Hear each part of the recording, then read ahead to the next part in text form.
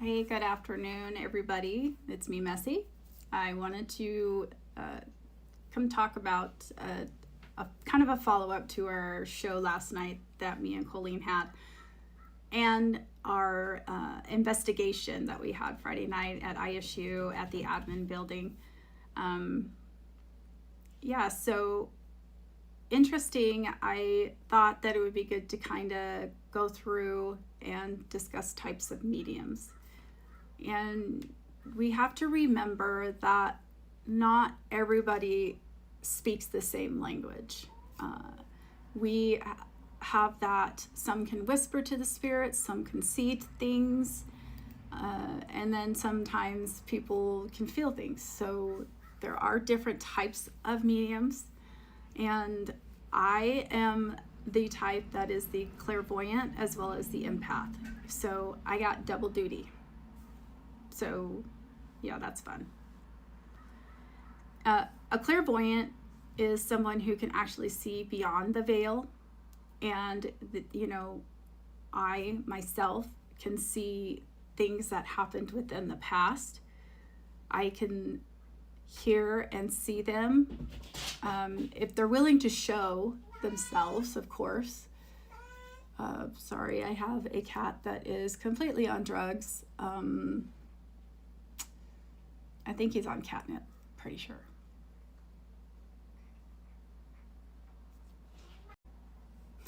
Cats. The clairaudience is someone that can hear whispers in the wind, like they can hear names being called, or they just hear things. I remember when I was a child that I heard my name being called a lot. I always thought it was my mom or dad getting mad because I got into something. But it really wasn't. I was able to hear. I now have kind of developed, because you can develop into the next level. It just depends on your brain, your upbringing, if you had that support, and if you were able to kind of, develop, I guess, in a way. And that is definitely a story for another time on my side of things and what happened with my journey. I'm learning something every day. I learn something every time we go on an investigation. It definitely humbles me, for sure. And then we have the empath medium, which is something that I do as well. And basically, we feel everything. We have to make sure that we ask ourselves, is this my feelings, or am I taking something in? I can tell you a handful of times in my current employment that I could feel when things are getting ready to hit the fan. And I've been right every time. It's that perceived of energy that you have when you walk in the room. Now, I will tell you that some skeptics will say it's because of trauma that has happened in our life, especially if you're a victim of abuse. We learn how to read a room basically when we walk in, and it's kind of hypervigilant, if you must. And I can say that could possibly be part of it too. I think getting that, having both of those qualities is kind of a double duty, but nevertheless, I am thankful to have them, and I thank my ancestors every day that provide that to me, so I'm happy. And we talk about the physical medium. Now, physical medium, they can channel an energy or a movement. They can, they can get candles to flicker. They could shift objects. They get chills. I think they physically take everything for them. And I don't know, I feel like it's kind of a cross with an empath. An empath can feel everything, so I kind of think it's like a double duty.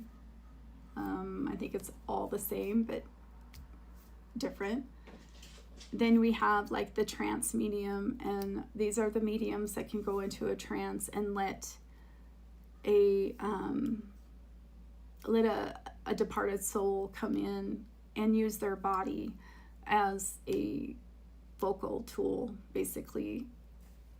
I personally don't do that. I like to keep my peace.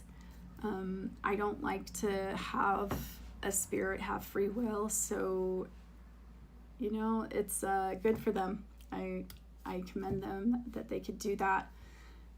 Although every time I think about it, I think of Whoopi Goldberg in Ghost, and I'm supposed to say everything word for word. I don't do that, but it was the best.